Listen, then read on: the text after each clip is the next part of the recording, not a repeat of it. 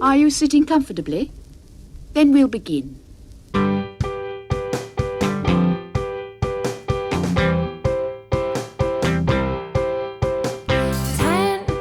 minutes left. Yeah, but there's still some time. It's not the final score. We need more than the numbers we're given. Show us you live and breathe the game. You're more than a name. That's what we came for. We can bring you more than the score. Every story. Let's take this thing off of the field into the real world,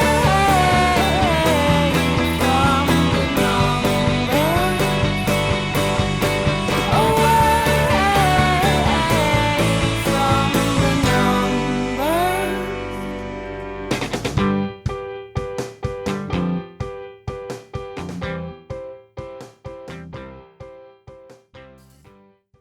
Well, hello again, and welcome to another episode of There's Still Time, the AFTN Soccer Show, broadcasting on CITR Radio on the unceded Musqueam territory at the University of beautiful British Columbia. If you're listening to this episode on the podcast, it's episode 245. I'm Michael McCall. I'm Steve Pander. And I'm the only one not wearing a villain t-shirt. Yeah, Steve and me did not Did not plan coordinate, but I'm wearing my Tim Parker t-shirt for the show. And I'm assuming that's why you're wearing it as well. No, I was, everybody, I tweeted out that, I was at the wrestling show. That shirt that I wore that day was for that wrestler that my kid took a picture with. So I wore something else that he started, the Bullet Club t-shirt from there. That's why I wore the Villain Club. Wait, he started, but he's not in it now? No, because he moved to a different thing. This is like a bunch of gangs? Yeah. Yeah, it's... Oh, wow. Yeah. Yeah, It's like how you used to be in the Southsiders, and then you went to that other group. Technically, I still have I still have a Southside membership. It's called a faction. But we're going to kick things off, as always, with the Whitecaps news of the week. Quiet week. Not a lot to talk about. Nothing making the news, really. I guess we'll... It seems like we assume every time it's going to be a quiet week, and then something pops up. There was 2 matches. Yeah. Yeah, 2 matches. One kind of a match. Actually, both kind of a match. I mean, we'll get to those. The LA Galaxy look pretty poor, but that's going to be good for us, I guess, as the season goes on. But we will start with some comings, maybe some goings. The Tim Parker situation. Tim Parker may be on his way out of Vancouver. Definitely looks that way. He's been removed from the Unity graphic already. Him and 2 kids, which I don't know if that's part of the package deal, if they are also getting traded to wherever Timmy ends up. We have said that sometimes this front office can be reactionary. But I think he's on the one on the Twitter account. Yeah, he's still there. On the main one and a lot of the other ones, he has been removed. I want to know what the kids. But maybe they're just rotating people in and out. I think because it was a rush job and they forgot to put the kids back in. Oh, okay. He's gone. There's a bit of irony that goes with the whole Unity thing. Yes. Yeah, it's rather unfortunate that the man they picked to front their Unity campaign might not be with the club. The Unity is not there. I mean, the whole picture thing maybe means he's leaving. The signing of Uruguayan centre-back Jose Aja possibly means that he's leaving. It's not Aha? Aha! Oh, this will be fantastic. I hope it is. The band, Aha. Well, I was thinking Alan Partridge. Aha! Aja would be good for East Indian community. Because Aja means basically, come on, let's go fight. Oh, well, hopefully we'll see a bit of fight. Well, he is a Uruguayan centre back. Yeah. Yeah, let's hope he's better than our last one that we had, but we'll come to that. Diego Rodriguez was a diamond in the rough. Well, it was a centre back. He's a bit too grabby. Yeah. Yes. Yes, he was. I'd forgotten all about that. He was. He made folk go, aha! Yeah, exactly. But let's get to Timmy Parker. And a lot of stuff's come out. I don't think anyone really saw this coming. We knew, or at least we knew, that he had been in negotiations for a good few weeks now, actually since the start of the year, end of last year, about a contract extension. You saw Kendall Wasson had his extended, Jake Nerwinski. We kind of alluded to it on the show. We're just waiting for Tim Parker's to be the next one to get announced. Not looking that way. So lots of, obviously, in this past week or so, lots have been talked about his contract overall and what it's been, not just this past year, but the number it's been at for, I guess it's been 3 years now, right? Yeah, I mean, his contract is very much underpaying him. Yeah. 99,000, I think it is. Right. Round about that. So the one thing I've always heard since his first year is that there has been an openness to recognize his effort and his contribution and to compensate for that. And to be honest, in one way, I've been surprised that something hasn't happened in terms of that beforehand. I'm not saying it hasn't happened for lack of trying. Yep. But it's interesting that this has come to this place because I know there's definitely recognition of his contribution. Well, yeah. Well, but you say that, but you have to also remember 2015, good rookie season. 2016, he wasn't that good. Yeah, he didn't have a great second year. Yeah, it wasn't horrible, but it wasn't as good as his rookie year. Yeah, so But why it would was you still- give him a big reward for that? But still, if you look at his contributions in terms of how many starts he had and his place in the side, it was definitely more than what he was being paid. Yeah. And that's what happens when you get a rookie contract. Yeah. There's players who in other leagues have led their team to championships and they've been paid on rookie contracts, which is way under what they should be paid. now, we're going to talk about some stuff that's out there. I'm going to reveal some stuff that's not out there as well. So basically, Parker's transfer demands seem to be more than what the Whitecaps are willing to pay. And when the news broke earlier in the week, Christian Dyer from Metro New York I think and Steve Stephen Goff as he well. he broke it first. I think. Always trust Goffs. That's how Americans knew it was real. Yeah. This is the guy we trust. So I've had it confirmed that 1.4 million over 3 years was the deal on the table. But It's not- an incremental one. I mean, it Yeah. averages out at 466,000. Yeah. He wasn't getting that every year. It was going to be like a rising scale. Yeah, as it normally is. Yeah. And most likely the third year would have been an option that would have been higher than every other one. So the first two are probably, I don't know, you could maybe say 250, maybe 350, then going up to DP kind of money if he's worth it. Now, two ways to look at that. Playing devil's advocate, Parker and his agent are probably thinking, we know the Whitecaps. They'll use us for 2 years. Then when it comes to paying the big money, they'll punt us out. So we've lost out. We want the big money up But it's front. not like they can't go to another team at No. that point. It's like, But he's lost out on that money now. So, but is he worth that money now? Well, yeah. Yeah. What I've been told, though, is the Parker camp, let's just class it as that, have had a demand that they're wanting paid from the start of the negotiations. And they are refusing to budge on that demand. So it's not like they've started high and they're willing to work their way down. They've started high and they're not budging from that. Right. And that high is way, way more than 1.4 million over 3 years. Right. Considerably more was what it was worded to me as. Again, I don't know how I feel about this holistically, because I think for me, there's frustration maybe on both camps, if you want to use those terms. But you have to recognize that for his contribution in 3 years, he was underpaid. And Steve, he signed the contract. It's fair. Don't get me wrong. I don't think it's unfair in terms of that sense. Like, he signed the deal. But we've talked a number of times over the years about how you treat people and how you value them and how you show that, right? And I think it's fair to say that when you look at his contribution and what he's been paid, it would be fair to understand him feeling undervalued. Yeah, but you have to think it's an inflated worth that him and his agent are looking for.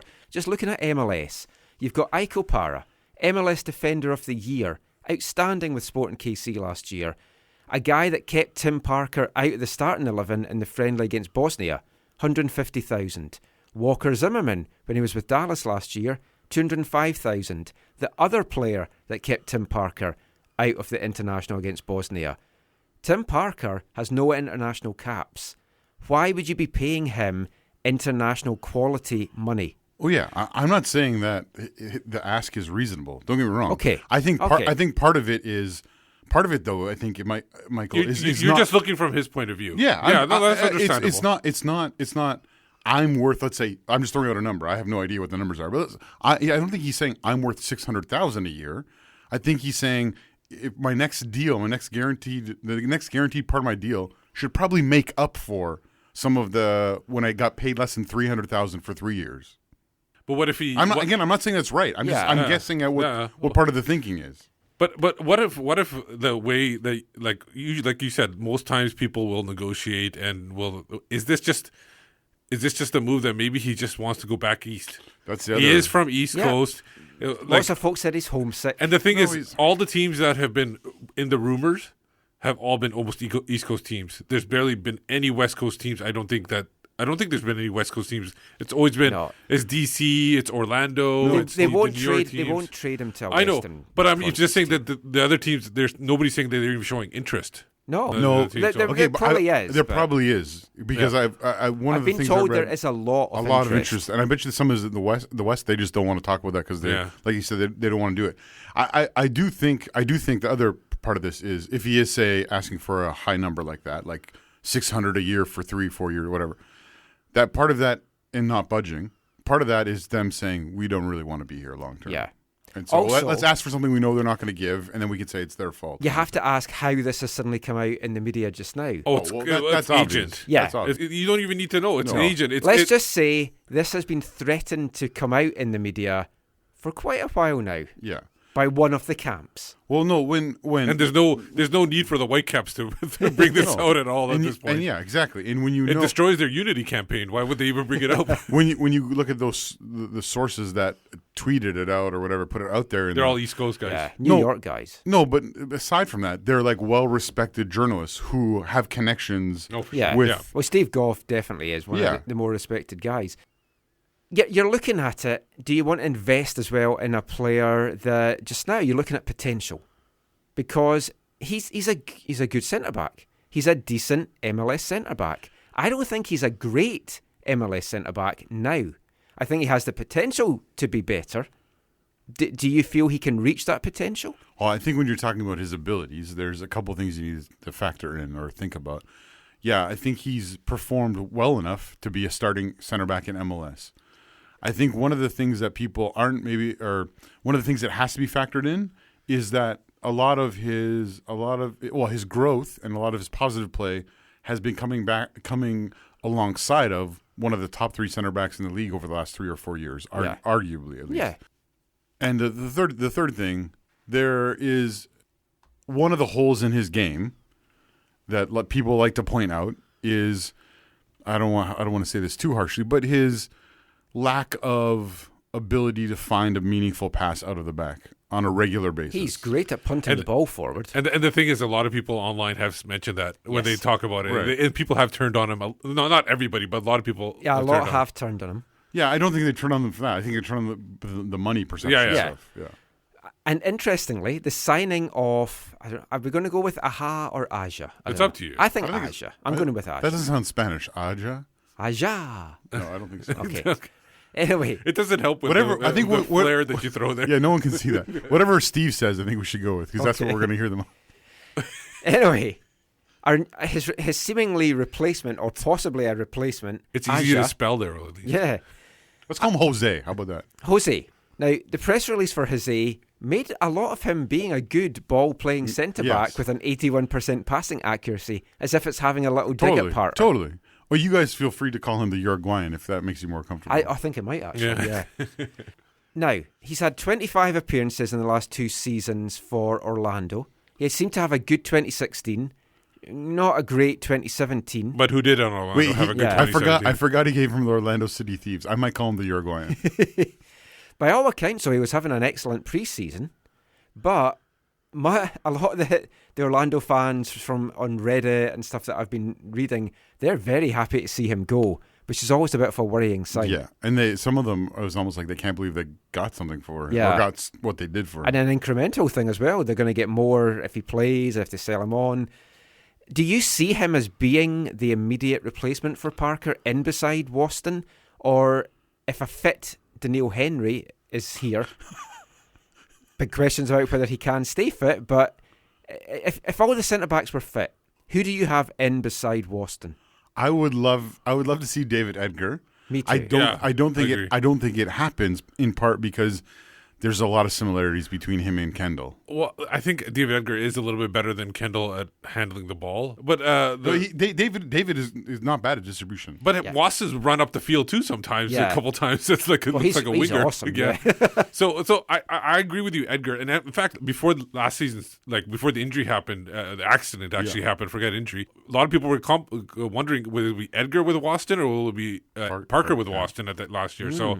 Maybe it is going to be Edgar if they sign him. Well, when they brought Henry in, I did think, is Henry going to be the guy that's challenging Parker to be beside Waston? So it's always sad to see a guy that you like and a guy that's been here for a while move on. But you got all the questions you need out of him. Anyways. Yeah, I mean, we may have had his last ever interview as a Whitecap on last week's show, so that's good. It is really interesting to see how quickly people turned against him. Yeah. It's because of the money. But yeah, it looks like he's going, so we'll talk about more of that when it does happen. Somebody here that is going to be here for at least one season. He's signed a one-year deal. Sean Franklin, we talked about it in the last couple of shows. It was pretty obvious he was going to be the one that wins signed, it, yeah. 10 years experience in MLS, over 300 appearances, 11 goals, 37 assists. Can score from distance too. Its experience will definitely help the younger guys, especially if they do sign a guy like Lucas Stoffer and then even like Jake, like helping him find things in his game. Yeah, especially in the second year because he could have a dip in the second year too. Yeah, and if we go by the LA game last night, Nerwinski looks like he's got the starter spot.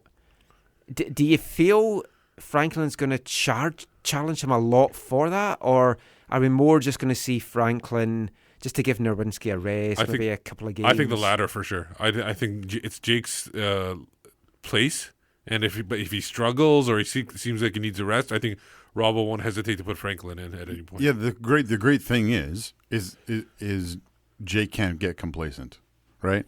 He has a experienced quality MLS right back, chomping at his heels, like right there, and so.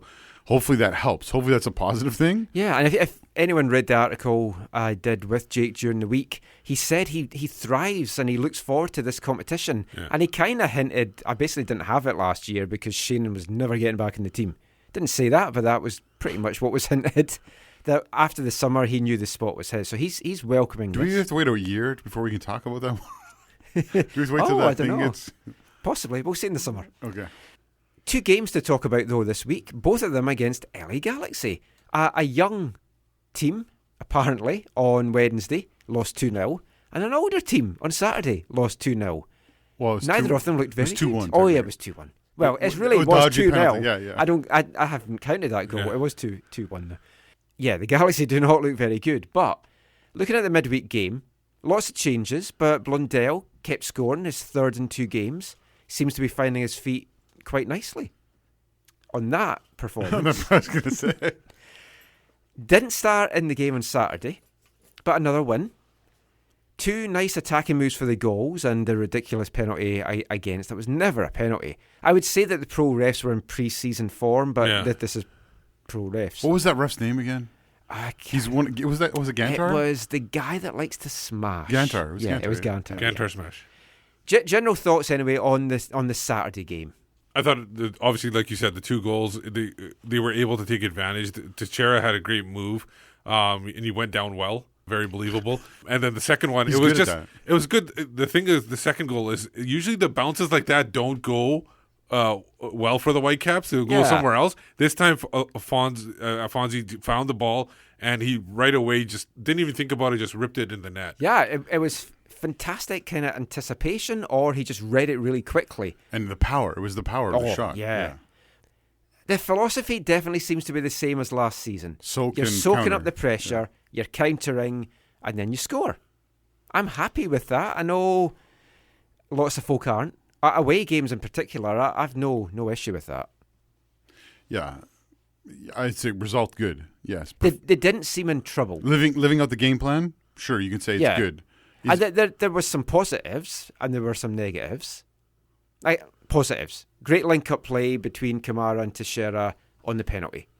Now, those 2 have really clicked in pre-season, training and matches. I mean, we saw it just before they headed off to Hawaii, Zach. Teixeira's whipping the crosses in. Kamara was finishing them at training. Yep. In the games, they've got an understanding. You can kind of fold Fonzie in with that as well. And the three of them, they seem on the right page. Reyna, though, Didn't quite. has been playing with Abini Yeah. and with Blondell. Yeah. And when the four of them were in the game on Saturday night, it didn't seem that they were all fully on the same page quite yet. Yeah. That makes you question the breakup of the two starting groups that they've gone with most of the preseason. Yeah. I'm not saying A it's little bad bit. or whatever, but I think they were trying to have a look at Mosquito with the other one. And I think that did not quite give the results that we were maybe hoping for. But well, are you really going to start, as much as I love Nico, are you really going to start Nico on a regular basis ahead of Jordy? No. And it was possibly just to help Blundell find his feet. Yeah. And we talked about it on last week's show. It gives them a nice problem in that they had two attacking groups of three. But we knew they were going to be the four and that Reyna would be the starter. I think he will get on the same wavelength with them, but he definitely seemed a little bit off the pace. I mean, you're looking, Blundell came on, maybe could have scored one chance, didn't look totally sharp by not having the quality around him. Someone commented on Twitter after the game that they felt he has cement feet. He knows the way to score. That felt a little bit harsh. That game that from a distance against the LAFC. Yeah. He didn't see on the first goal. He didn't seem to have cement feet. No. No. I think But maybe he again, was just having good players I around felt the him. cement feet thing was a bit harsh. Yeah, like having Reyna around him brings the best out of him. Yeah. And you have to think if he comes on as a sub, which looks like it's maybe going to be what it is initially, you're going to have still good quality players For sure. on the pitch. Defensively, it still looked a little bit concerning on the left side with who was playing. Marcel de Jong and Aaron Mond, Who haven't played much together. No, I don't feel they had a great partnership together on that left side. De Jong was good though. I mean, De Jong had a good second half. Mond is a worry. And if right now, if you're looking at Henry still not recovered from his hamstring injury, we don't know how if Aja can come in right away to partner Waston. They've got a whole week to work on it. Yeah. And Edgar doesn't have a contract. Yeah. So, and he didn't It even might get not any be. minutes on It might on not be Saturday. fit yet either. Yeah. You're looking at Mon could be the starter beside Waston, and that concerns me. Feels dodgy. Yeah. One guy that had a pretty decent game was Rusty Tybert. Yeah, he He thought he was seemed like excellent. like a buzzsaw I there. really liked what I saw from Russell Tybert last night. Yeah, I was really proud of you. Even proud of you to admit that, Michael. Yeah, I do not hate Russell Tybert. Even in the Vegas game, he seemed to there was one player in the Vegas game. He really seemed to get on his bat side, whatever. He just kept poking him in the back and knocking him over and stuff like that. Like Seemed to his old frustrate battles him. with Deuce. Actually, if we're talking about that, Or what Robbie about that Keane. cheap shot that Carrasco gave on Davies as well? That was shocking. Yeah. But Davies just gets up, gets on with it. Isn't Carrasco? Is he dating someone? Is that not Alex Morgan? Yeah. Yeah. Yeah. That's It's part of the Disneyland mob. Yeah, so I mean, I don't like him for that, never mind anything else. So, I mean, we've got that. You've got Rusty playing beside Juarez because you have Gazal injured just now with a hamstring injury. I thought he had an excellent game. I thought he got forward really well, and that's kind of the most we've maybe seen him go forward just before other stuff. Last thing to talk about the defence and in this section as well, or like Stefan Marinovic got a little bit of criticism because of his distribution, and it wasn't as good as Oosted's. So I mean, I don't know what you make of that. Yeah, it didn't feel as proficient as he would want to be in his distribution. So a bit concerning there. But anyway, we'll be back with more Whitecaps chat after this. Hi, I'm Tim Parker, and you're listening to the AFTN Soccer Show.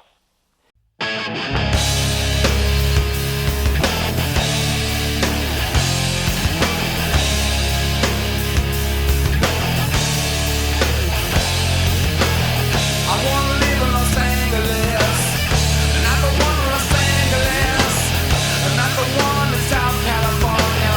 They got one in South Patagonia. I wanna live in Los Angeles, not the one in Los Angeles. They got a bunch down in Mollyville. They got a bunch more still. I wanna live in Los Angeles, not the one in Los Angeles. They got one in 2525. Well, it's just like a beehive. Frank Black there, singing about Los Angeles. The Whitecaps have left Los Angeles. They've left California. They're back in snowy, cold Vancouver. I think they would rather stay there until next Sunday. Yeah. I think they probably would as well. Training's going to be interesting this week for them. It's going to be a bit of a culture shock, but Are you going to get out? I hope to. They're not back till Wednesday. All right. The rain comes by Wednesday, so it'll make them feel at home. It'll be fine. So we're just got a couple more Whitecaps things to talk about in this part, and then we're also going to look at some of the MLS news of the week. But Steve did a survey this morning that we just had up for a few hours just to get some of our listeners and our readers' thoughts on how the Whitecaps are looking heading into first kick. Yeah, I was going to put it up last night, and then, I all of a sudden my wife said I had an engagement party to go to, so I couldn't. Wait, your wife got engaged? No, we had You got engaged. We had to go to an engagement party. So I woke He up says this. engaged, it's a swinger party. I woke up this morning. and You're like, who's that beside me in bed? we'll have to cut this out. My wife listens to the show. Okay. I woke up this morning. I go, I got to put this up. That's why the Marinovich thing happened. Steve's wife is an awesome lady. So we had we had 9 questions, but I'm only going to put out 8 because one of them I kind of think I misworded and it kind of screwed up the. I think it's because of what I told you, and you just wrote how I told you, and then folk have been a bit confused. Yeah, no, In there was Yeah. another. No, actually, that's not the one. I'm not worried about that one. There's another okay. one. There's actually another one that I think is a little confusing. So I'm just going to throw that one out. Okay, so first question: most concerning aspect of the Whitecaps going into the season: the formation, the lack of spending, their defensive play, the attack, or lack of possession. What do you guys think was number one? Because it's a pretty close race, actually. Lack of spending? I would think most folk are probably going to say lack of spending. Yeah, well, that was by just a hair, and the second place was lack of possession, with it was 30% to 29%, and then attack was third, and then tied for fourth was formation and defensive play. So next question: most important returnee to the Whitecaps: Kendall Waston, Ali Ghazal, Stefan Marinovich with a C, Yordi Rena, Christian Teixeira, or Alfonso Davies. Who do you think it was? I would imagine that they said Kendall Waston. Yeah. Yeah. Yeah, you guys know your listeners. That was a runaway, absolute runaway. It was. You mean Ali Ghazal didn't win that? No? Well, he got some votes, Prince but it was mighty is he. Waston was one. Ghazal. Actually, number 2 was Yordi Rena, Yeah, I'd have said that. and then That's good. Alfonso? Then Alfonso? we- then the weren't other really the sure four he was other 4 coming guys back were at just one like point. right next to each other. Those 2 were the main guys. Question 3: most important new addition for the Whitecaps, and it was David Norman Jr., who I think his parents probably voted for him because he got 2 votes. Anthony Blundell. Oh, he's just a young guy. I'm just kidding. Efren Juarez, Kate Kamara, and Jose Agen. KK. Has to be KK. Yeah, it is. A runaway. Another runaway one. Was Anthony second at least? Was second, and then Juarez was third. Oh, I actually thought they might have Somebody had did. Juarez as second. Somebody's voted for Aja, so Oh. I think they think His that his parents. He's maybe. I think he's thinking they're maybe thinking that because of the Parker thing that maybe it was important to get him in. Yeah, it was me. I didn't want Aaron Moore to do Neil Henry. No. Which player will be missed most by the Whitecaps this season? Bolaños, Montero, Harvey, Ousted, Laba. David Ousted. You didn't have Tim Parker in there. Well, I didn't know it. I think they'll probably have picked Ousted because fan favourite. You'd be wrong. It's Montero. Oh. Wait, he was on there? I didn't hear. Yeah, I said Montero. Okay. Oh, you selectively didn't hear. Montero and 40 Kamara up 40 front would have been 43%. fun. 43% said Montero will be missed. Second was Ousted, and then third was Laba and Harvey. Very close, and Bolaños was last. Which trophy should the Caps value most? I'm interested to see the results Cascadia in Cup, this. MLS, Supporter Shield, Voyagers Cup. Oh, they're going to say MLS Cup. I hope they said They didn't MLS say Cup. MLS Cup. Yes. That was a runaway winner. What was the second, though? Second was Voyagers. Nice. Third was Supporter Shield. Fourth was Cascadia. No, that's good. Okay, where will the Caps finish at the end of the season? We had just missing the playoffs, backing their way in quotation marks. In quotation marks. People didn't like that, right? No, they didn't. So I had to put a parenthesis in there, getting in the bottom 2 spots. Top of the conference, which means hosting a playoff game, and then crashing and burning. What do you think it was? Ooh, the backing in?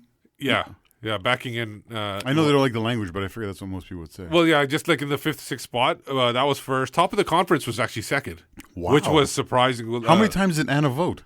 I don't know, but it's definitely it was 50. More than half said backing their way in. but over 25% said top of the conference. So that was, pretty big there. Right. And then third was actually just missing the playoffs. Only a few people voted for Crashing and Burning. I thought it would be more than that based on the way Twitter goes. Speaking of Crashing and Burning, if anyone needs studio lessons on how to run a studio, talk to Michael McCall. Yes, he will help. He's everybody. a studio tour giver. Yeah. Okay, so number 8. Question number 8. Oh, 7, actually 7. If the season is a failure, who will you blame for the results? Players, coaches, front office, ownership group. Oh, how, I feel like why did you differentiate between ownership group and because the the front office is the one that runs day to day kind of thing, I think, and then the ownership is kind of like the big stuff. But not what is it? 96% of the ownership group is on the football committee, which is essentially the most important part of the front office. But I feel like the people, like say the front office, and I'm whoever it is, whether it's Bobby Leonarduzzi, Rachel or Greg Anderson, whoever it is, they have influence over they will talk to the ownership group and then listen to what they have to say, because the ownership group's not there day to day. They're not there every day dealing with stuff. The ownership is more hands-on than you think. Well, then I obviously misread the question, misput the question, but whatever the case is, how do you see it? If it was me, because I didn't vote. Because it is close for 1 and 2. I would say coach. Well, the people voted, they said the front office is number 1 with about 36%. Number 2 is the ownership group with 33%. Third was coaches with 23% and players 7%. So wait, you're saying the FO and the owners each got 30+%? Yeah. So basically 2/3 of the people would blame the non-playing aspect. Yeah. Which, Michael, I know that perturbs you a bit, that frustrates you a little bit, and I understand why your mainly perspective because is, I've hounded out so many managers in my life, but right. And you would think the players are the ones on the pitch, the manager is the one that gave them instruction. But this is what, year 8 now of MLS, right? Well, no, I mean, the back office as well do take blame, because it's like, again, back in Scotland, we've hounded out a lot of directors and chairmen in their time as well. Here they take blame, but there's not a lot of accountability, and there's definitely not a lot of change. So, last one. How high is your confidence in the Caps signing a major difference maker this season? Was moderate, high, or low? I'm guessing low one. And you, Michael? Well, I think we've signed one in Kai Kamara. No, I mean another one. Oh, another one. Yeah, I would say moderate then. Okay. So depends how much money we get, funny money for Tim Parker. We had over 70% saying low. Just over 25% said moderate. Just a few people saying high.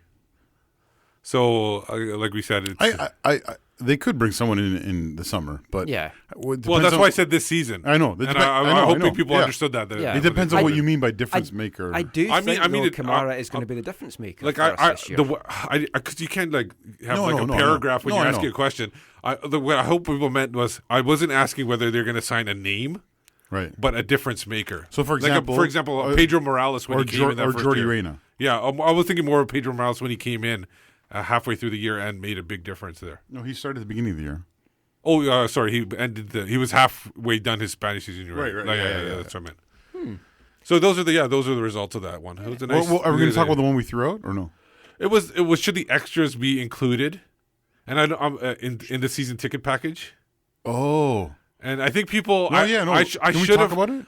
We sure can. But I think I misworded that one, and I should have in my answer. I should have made more. You could have wrote a paragraph for that one. I think I should have wrote a sentence at least because I said yes, no, what WTF. All I know is when I go for a massage, my extras cost more. And this is usually a happy extra. Man. But we did get some tweets as well. Steve asked for some comments online, just asking for a few thoughts on the season, and there doesn't seem to be a lot of optimism amongst some of the fan base, but got one here, Dan Matthias Olsen. He thinks the Caps will finish comfortably in a playoff spot, but not necessarily top of the West or back into a spot. And that phrase "back into spot" did. I just did it because you guys get really. I don't like the term myself, but I know you guys get really upset over the term. So that's why I thought of that. Dan will tweet about that. Yeah, I don't like it because it is a season long that you're playing. Yeah. I But know a it's, lot of it's people, more a North American phrase. a and I lot of think it's people, hockey a lot of people use that term, and I know you guys hate it, so that's why I put it in Well, there. not that I hate it. I just think the one year it's people unfair. said the one year Yeah. people said they did under was Martin Rennie. Yeah. It did not feel like it felt like they earned it Over the whole year. Yeah. Yeah. Some other ones here. Chris Harrop at Chris Harrop GK. He has a lot to say. Yeah. He says it's nice to have some special tactical flexibility and competition for places, but that's a lot of players who won't get in because there's literally no spot for them. And that is true. I mean, even looking at the players that have shone this off-season, this pre-season, are the attacking guys, and you can't fit them all on the pitch at the same time. In one or two of his tweets, he broke that down and Yeah. said who they are and what the spots Yeah, check are out the really fighting thread for. if you want to see all of that. Yeah. Dave Heinrichs on Twitter said the Caps will get in, but grab one of the last two spots. We'll talk when we do our Western Conference thing as to where we think the Whitecaps are going to finish, but something which kind of seems a little bit prevalent is people in Vancouver don't rate the Whitecaps or their chances maybe as much as people outside of Vancouver. Like the play-by-play commentators in the LA game and also the Vegas game, highly complimentary about the Whitecaps and what they bring, but they maybe don't have that kind of excitement amongst the fan base. Yeah, it's weird. Well, I don't know about the fan base. I think definitely the people on Twitter. The Twitter base. The Twitter base is not. Which is where I live most of my life. Exactly, seems like it. Which is weird because they have so many followers on Twitter. Yeah. You think some of them would chime in and be like very happy and excited. But if you search Whitecaps and everything like on Twitter, just not. It seems like the people I follow have a negative thing. But a lot of people, if you follow on, like if you just search the term Whitecaps, it seems like they have a lot of people excited for the season going forward. So it'll be interesting to see where they go. Well, we're going to bring things up to our MLS news of the week now, just to round off this section. It's not been a super busy week in MLS, really. 5 MLS teams were in Champions League action. TFC, sadly, they looked good for the second leg after a 2-0 win at a chilly Colorado. That looked they were Baltic there. They were complaining about it too. Folks' some of the players' beards were forming ice during the game. Yeah. It's Zach had They been were there. complaining? Yeah, they were calling it Siberia. They do know they're from Toronto. They said it was dangerous. It was dangerous conditions, harmful or whatever. It was quite a few comments about Dangerous conditions. Try Edmonton in May. Yeah. Yeah. Colorado. In May. Yeah, that game that got called off. Colorado had their chances, just didn't take them, didn't look very exciting. Tim Howard is not looking great again either. Dallas lost 1-0 to Toro FC in Panama City. You'd still fancy them to probably get the job done in the second leg at home, but they did look poor, especially in the second half. Seattle blew the lead to lose 2-1 on a dodgy penalty, happy to say, against Tesla? Let's go Tekla. Tesla. I want to say Tesla. From where are they? It's always good to I see. think Elon Musk is the guy that we're playing. It's always good to see the Flounders. Where lose. are they the from? Flounders slander. It might be in El Salvador. It was Oh, El okay. Salvador. I heard that wasn't the only thing that blew in that game. Oh. Didn't Jordan Morris blow his ACL? Oh, Yes, he We're going to talk did. about that right now. Let's just talk. He's going to be out for 6 to 9 months. It comes on the back of a hamstring injury that he had last year, which I think he missed half the year there too. makes you worry about his health. How big a blow do you feel that is for the Sounders, though? Or do they just go out and buy someone to replace him? Well, I think they'll get I would say they'll get an injury replacement, but he's a homegrown signing, so I don't know how much Well, it that's going to depends be. if he's going to be out for the season, because Yeah. if they don't scratch him for the season, I don't think And they get that injury. I know if he actually tore his ACL, that's a year injury. Yeah. I don't know.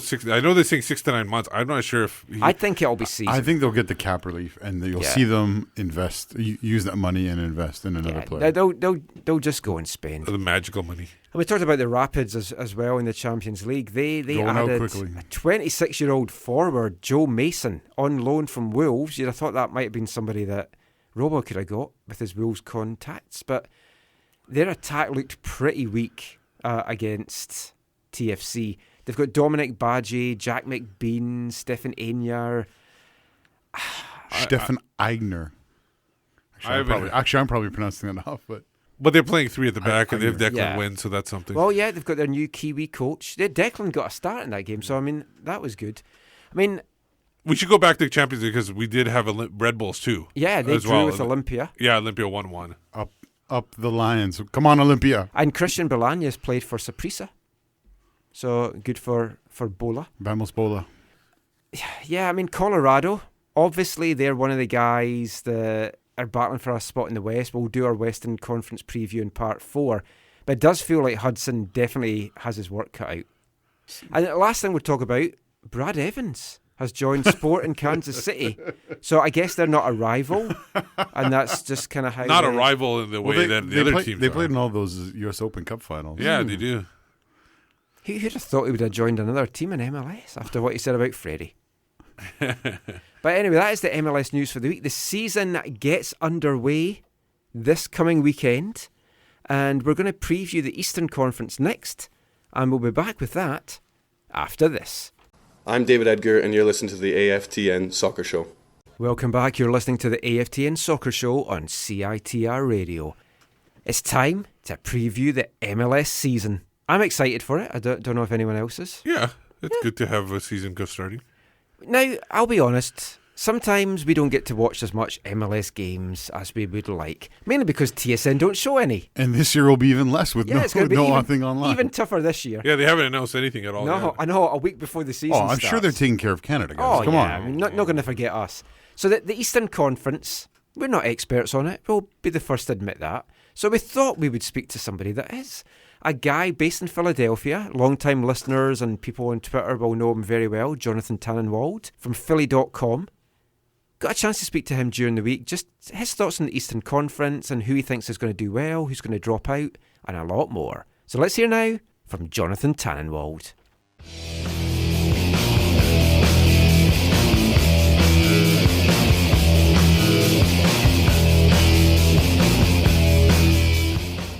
So we're joined now by Jonathan Tannenwald from Philly.com, one of the most well-travelled reporters in all of MLS, possibly doing as many air miles as the Whitecaps, I think, over a season, and also the new president of the North American Soccer Reporters. So it's great to have him back on the show. Welcome, Jonathan. Thank you. I wish, as I've said many times publicly before, I wish that not all of that travel was on my own money, but hopefully someday. Yeah, I know. I have exactly the same issue with all my travels, but you get all over the place, which is why we thought you were the ideal person to preview the Eastern Conference for us. First thing to kick things off with, how excited are you for the 2018 MLS season? Well, your listeners aren't going to like the answer to this. I'm very excited. Look, this is the league that I have grown up in. This is the league that I consider in some way to be mine, just the way that you consider the league that East Fife plays in to be yours. Yeah. I know that sentiment is not shared by everybody in Canada, but I think your listeners know by now that it is shared by me, and I'm always happy to have the domestic game to talk about and to watch and be at instead of having to sit in front of a TV or at a bar and watch somebody else play soccer. Well, I mean, that's the thing as well. Like, if you just look at it from the playing aspect, it's an exciting league. And I think a lot of fans maybe struggle to differentiate all the rules, the regulations, all the transfer mechanisms. And if you just look at it in terms of quality, it's a quality league. And the Eastern Conference teams this season, or this off-season, have certainly been adding some very exciting pieces to the mix. I'll tell you what, been pretty good. And they've spent some money, and they've gone out and done something. I'm trying to get up the whole transaction list here if I can find it, because there's been so many of them I don't want to forget any of the big ones. Look, there's been a theme, whether it's Kaku or Ezekiel Barco, who have been two of the big ones, obviously. But there have been many others, and it's been Milton Valenzuela and Columbus. There's one. DC United have done Junior Moreno and a few other ones. The theme here, Jesus Medina is from New York City FC, is another big one, and then Josue Coleman in Orlando. There's a theme here, and it is MLS teams going to South America for the kind of quality talent, that sort of second-level South American player who has always, for Major League Soccer's entire history, thrived here and done well and drawn attention and drawn fans and improved the attacking quality of the league and the entertainment and all of it. And it is great to see. And I think with Toronto last year basically running away with the East, I mean, they finished the season 12 points ahead of New York in second. It's forced these teams to act. But, I mean, we'll get into some of it in more detail, but like right off the bat, do you see it as being as comfortable for TFC this season, or would you foresee this being a much, much tighter race? Well, the old adage is always that it's easier to win a championship than defend it, you know? So we'll see. You know, they are a different team. They've made some changes. They've lost some guys. They've gained some guys. I think, you know, they lost Steven Agen. That's going to be a big loss, and they know it. That's why they went out and got out of him. I think Armando Cooper and Benoit Cheroux are going to have impacts, you know, being missed too. They definitely beefed up the wing back because they knew they needed to. I think Greg Vanney is going to look at some different formations this year, which is his benefit. He's one of the highest compliments that I can pay Greg Vanney is that he can win games with multiple different formations, and that speaks to how good of a coach he is. But look, we know that Atlanta was already making moves. How much are they going to be hurt by Emil Assad going to DC United? I don't think we know yet. But Ezekiel Barco is obviously a big-time player.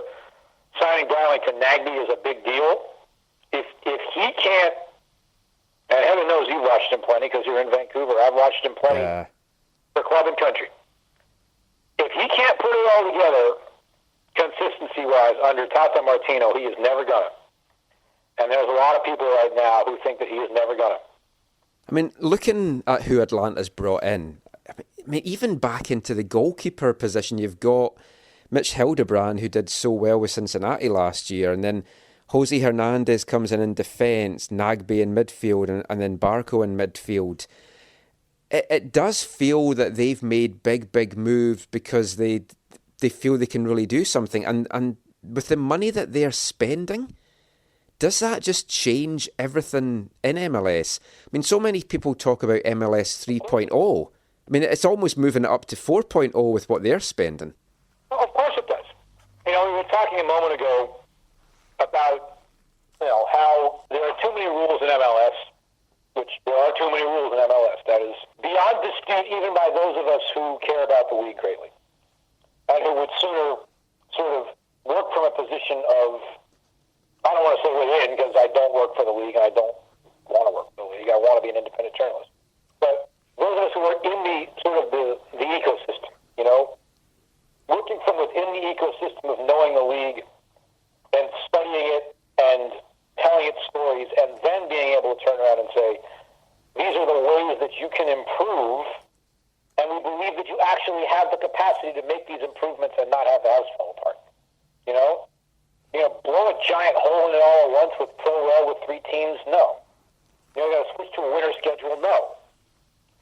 But can you loosen the reins on some of the financial restrictions without, you know, getting rid of the salary cap and some other foundational things that promote competitive balance? Yes, of course you can do that. Then you have to find ways beyond Pro Rel. If you're not going to do Pro Rel, which in the short term they are not, you know this. Yeah. Then you have to find other ways to give a kick in the pants to, you know, the other teams that aren't spending to the degree that Atlanta is, and obviously I got one of those in my backyard. Yeah. But look, the raising of the level in MLS is always good. Some of it is natural, and what Atlanta is doing takes it a level beyond that. And the specific way in which they are raising the level, which is bringing in a lot of really good South American talent, is a way of doing things that so many of us have pushed for so long, and I'm very happy to see that it's happening. I mean, for years, you had the same kind of teams in the East doing well, and like New York Red Bulls was one of them. They just sneaked in 6th place last year.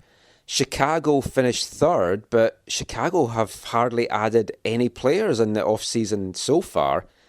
And if you look at the 2 New York teams as well, like New York City, just looking at some of the guys that they've added, there's not a lot there that really excites me compared to some of the other signings around the conference. Yeah, Medina's the guy in that regard. And I think that, they're still trying to figure out a little bit what they are and what they're going to be. This is season number 4 for them, I think. Pirlo's gone, Lampard's gone. Villa's still there, but they're going younger now. They're always going to have one big gun. Yeah. But they don't necessarily need 3 big guns at this point. They need a team around the one big gun. And I think they let a lot of guys go. Everybody's talking about Jack Harrison. I know he's going to have his absence will have an impact. Fred Beyond's, after the number of defenders they got rid of, might really have an impact. Yeah, I'm just looking at that just now. If you're looking at possibly someone that might be the dark horse, the surprise of the season, I mean, Orlando City, maybe not so much a dark horse with who they've brought in and the money that they've spent, but is that the only one that you can see maybe from the teams that didn't make the playoffs last year that's going to have the big impact this year? Well, I got one other, and it might be the one down the street from me. Union, as we were speaking on Wednesday night, the 21st. Yeah. Not to blow anybody's cover off, but that matters in this case because they are in negotiations right now with a Czech midfield playmaker named Borec Dutchkal, who has been playing in China. He previously played for Sparta Prague. He went to China in the wave of big-name players that went over there for a lot of money. He wants out. The Chinese club doesn't want to let him go because they don't want to lose all the money they spent on him. But what we're going around is a 1-year loan here if they can get a deal done. He's the kind of midfield playmaker who could take them up a couple notches with Fafa Picault and David Akam and CJ Sapong around him and Alejandro Bedoya and Harris Medunjanin behind them. I think the Union are in a pretty interesting place if they get this deal done. The other team that I think is going to jump up is DC United. They made a lot of their moves before last season ended, bringing in Russell Canoes and Paul Arriola in the summer transfer window. They still have a big shot striker. I don't think Darren Maddox is going to be the guy, No. But Yamil Assad is a big deal signing. He's very good. And he's going to help them, and David Ousted is going to be their starting goalkeeper with Bill Hamid gone. They got Frederick Briant from New York to bolster the defense. They're going to be okay. Are they going to be top 4? I don't know. Are they... I look at the standings and I try to figure out who's going to fall out of the playoff places. Yeah. I thought Columbus was going to fall out. Last time I was wrong. I think they're awfully closer to falling out now. Miram's gone. Yeah. Kamara's gone. I don't like Giassi's artist. If Greg Berhalter can resurrect him, that'll be something short of miraculous. Yeah, I mean, I'm looking at the top 6 from last year. For me, I would say Chicago I can definitely see falling down, and Columbus. I wouldn't be surprised if the Red Bulls didn't make it this year as well. I mean, Orlando, briefly mentioned them there, but what do you make of how they've put the squad together there? I think that the pressure's on them. They've got such support. They've been spending the money. They attract the fans.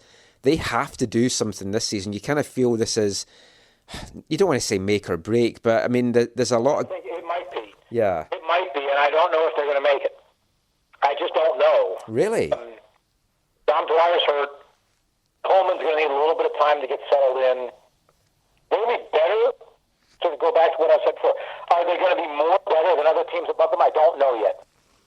I mean, I find the whole, like, sending Sasha Kleiston to them, I just find that such a strange deal. To give one of your main guys to a team that could be challenging you for a playoff spot or maybe even the last playoff spot, it just seemed a strange bit of business. I was surprised that he was traded within the East. I know, for example, that the Union would have loved to have him when they went looking for a playmaker, as any MLS team would. But they weren't, they were smart enough to know the Red Bulls were not going to trade Sasha Question to their team right down the road. You know what I mean? Yeah. So Orlando's further away, and maybe they think that Orlando's not going to make the playoffs this year. I don't know. But I think you're going to see the Red Bulls, Columbus, Orlando, Philadelphia in that mix for the bottom spots, and then Chicago will be fine. They've got, that's a 2-year talent cycle with the players that they've got, with DeLue and Schweinsteiger and Nikolic and so on. True, yeah. So they didn't have to make a ton of moves, I don't think.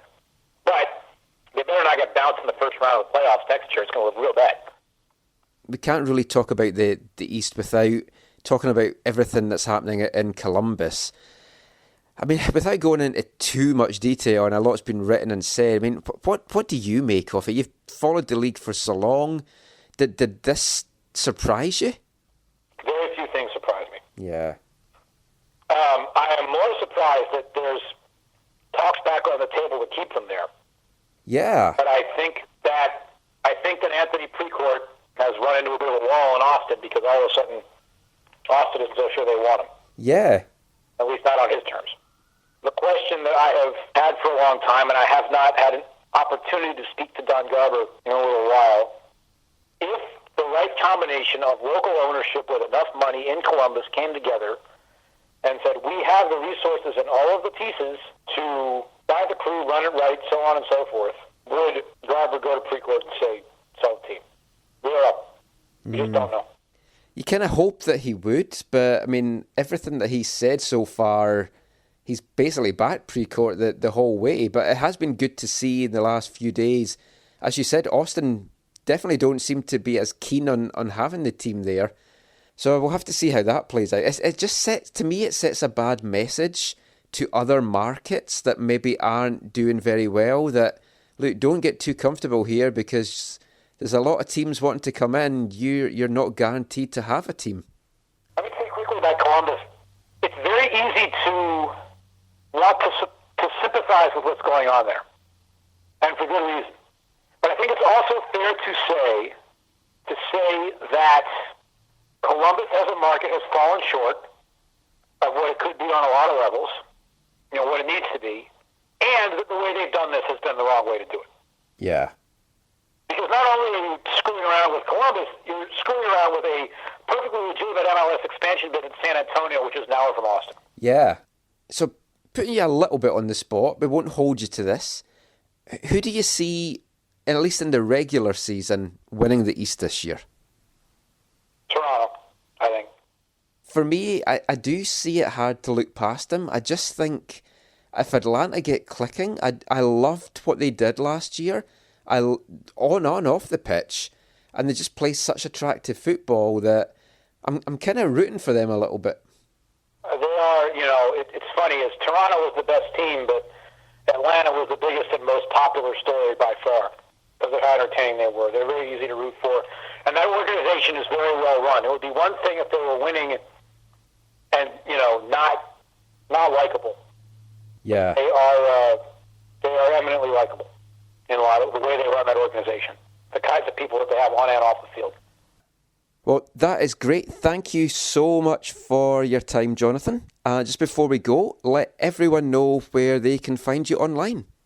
At The Goalkeeper on Twitter, where, as I always say on this show, I spend far too much time yammering away with you and Anna Namshrin and everybody else today. And at Philly.com/soccer. So definitely check Jonathan out, support him, and follow him on Twitter. Thanks for your time, and I'm sure we'll speak to you quite soon. Yeah, I don't know when I'm going to get to Vancouver this summer, but I certainly hope to. I love coming out there in the summer, as everybody knows. It's a great place to be. Best wishes to you guys, and regards to everybody out there. I'll see you hopefully down the road.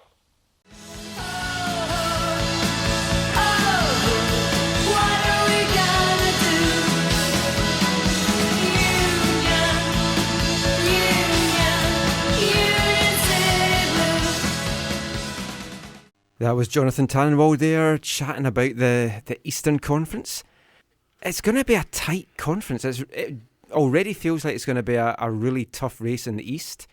And it looks like the East is going to be much stronger than the West again this year. Yeah, it does seem like that. But I think what it is I think the top half of the East is going to be really strong. And I'm not sure about the bottom. Like for me, the top four are Atlanta, New York City FC, TFC, and Chicago. And then after that, it's everything's jumbled up. They're strong teams, but they're definitely the top four are the strongest. I don't know if is it going to be that tight. Was it how many points did Toronto top the West by last year? Toronto won it by 12 last year. Yeah, that's not tight. That was last year though. I mean, Atlanta spent big bucks. Atlanta were 14 points behind them. They're But not I- going to finish 14 points behind them. If they finish 14 points behind wow. them, Here we go. I will streak naked around my house. You know there could be injuries, right? Yeah, I have a lot of sharp objects. Is And a dog that likes sausages. will there be any cooking happening on the stove? Maybe, but we'll... Frying some food. Yeah, but we'll fry some chips just to make it a little bit more... I thought more like maybe Jamaican jerk chicken or something. Oh, no. Definitely not. My heart wants Atlanta to win the East. Your heart wants Atlanta to win. Yeah. Wow. Your heart wants what your heart My wants. heart wants what my heart... I like Walking Dead, what can I say? Is that based in Atlanta? Yeah. Oh, okay. Back tonight, it was good. Yeah. Sad. But, no spoilers if anyone hasn't seen it, but sad. I want them to win the East. When you look at the teams in the East, I guess maybe Columbus, you would maybe kind of like them to Everybody win it just wants to screw Columbus. Precourt over. They're not going to. They've got a season ticket package that looks worse than the Whitecaps that they sent out to their Really? holders. Yeah, shock horror. Yeah. And they've been criticised in local media for no promotion at all in the city in the build-up to, Of course. to the start It's of like, the season. have you seen... Because they're spending all their promotion in Austin. Did you see Yeah. that movie Major League? Yes. Yeah. Yeah, The it's baseball just like game. that. Yeah. I have a special edition with like fake AstroTurf on it. That film often reminds me of Major League Soccer. Yeah, it does. There's a bit. also a Slapshot too, which is a similar thing. Yes. The- I love yeah. Slapshot. Yeah. Slapshot. Okay, I don't know if I've ever told you this. Slapshot. The three brothers. The Hanson brothers. Yeah, they're based on my wife's family. Yeah. Yeah, they're three Canadian guys. Really? Yeah. The Henson brothers. Interesting. I did not know that. We'll save that for an extra podcast for all our hockey fans. All our hockey fans? Hockey. It'll be in our Oscar special. Okay. Who's your tip then for the East? Tip. Who's your prediction for the East? It's hard to see past Toronto. As much as I don't want to say that. Because you're a Toronto boy? You've got No. a Toronto strip in your wardrobe? I've been in your closet. I've seen that strip. Do not ask why I was in Zach's closet. But you came out eventually. I came out of the closet in Zach's house eventually. The Sergei Jukanovic? Yeah. Yeah. No, but I think I got Atlanta. I think that there will Wait, be. your heart wants Atlanta as well? No, it's because Your heart, two hearts beat as well. MLS seasons, they last long. They're long. What? And they're very long, and people get tired. You can't. Same thing with Seattle. Like when we talk about Seattle, they've gone the whole year and they've gone through all the playoffs and they go to the finals. It's hard to keep that up over 2 years. I will say one thing. 3 years, actually. One thing is Yeah. Toronto's focus is squarely set on the Champions League. Yes. Yeah, and so that's why I think they're going to slip a little But then bit here. and Seattle said that as well, and they lost their first leg, so maybe not that focused. Yeah, but they also lost their Jordan Morris. True. I'm going to go with TFC, but my heart wants Atlanta. I also don't think New York Red Bulls will make it in this year. That would be awesome. Looking at the teams, Can they get relegated? there. No, I think they can. Yeah. I think they go. USL? I think they go to Austria or something if they get relegated. I think we just get Leipzig in or Yeah. something. Oh. Columbus, I can see falling out. I do too. I mean, Jonathan I don't- disagreed with me here. I think Orlando are going to get in. I can't see them with what they've They've- spent not making the And top they've six. acquired quite a bit of players. Yeah. I decent do- And they've players. lost their defensive liability in Jose Aja. I'm always happy to see Orlando not make the playoffs. Oh yeah, I would be as well. What about Montreal? Let's just finish on that since we. I think Montreal kick off could be a against Montreal on Montreal could Sunday. be a surprise. They've jettisoned some players that obviously maybe didn't want to be there, and they brought in Jamali? some, yeah. That's too bad for them. I Yeah, think. but they brought in some decent players. I don't think they're world beaters, but I think they have a chance to surprise some people. I do love what they're doing with the homegrown Yeah, investment. They do need a center back like Tim Parker. yeah. Yeah. But I don't think Tim's going to go to Montreal. Can he speak French? No. What would be the worst place to send Tim Parker as punishment in the East? Columbus. I think Orlando. Orlando. Because he's ginger and he couldn't handle the heat. Yeah. I think Columbus because he has to move twice. Yeah, they'll be back in the West next year. Anyway, we'll be back with our look at the Western Conference after this. Hi, I'm Carl Robinson. You're listening to the AFTN podcast. Welcome back. You're listening to the AFTN Soccer Show on CITR Radio. Part 3, we had a look at the Eastern Conference, gave our thoughts on that. We're going to have a chat now with Steven Agen from Radio Cascadia, just to look at a few things in the West, and then we'll have a bit of a more in-depth chat about what we think might happen in the West this year. But first of all, let's get the thoughts of Radio Cascadia's Steven Agen. West. The Wild Wild West. The Wild Wild West. The Wild Wild West. Steve, Atlanta impressed last season, and Minnesota even played better than a typical expansion club. Where do you see LAFC performing in that spectrum? Well, LAFC have brought in, a litany of impressive attacking options. I don't think that their roster is balanced enough for them to be successful in 2018. I'm really not impressed by who they've brought in on their back line. Additionally, 24 players, which is the number they intend to sign by the time the season starts, is just not enough to make it through an MLS campaign, not even to the midway point. I think that those are fatal flaws for them and that it will cost them a playoff berth in 2018.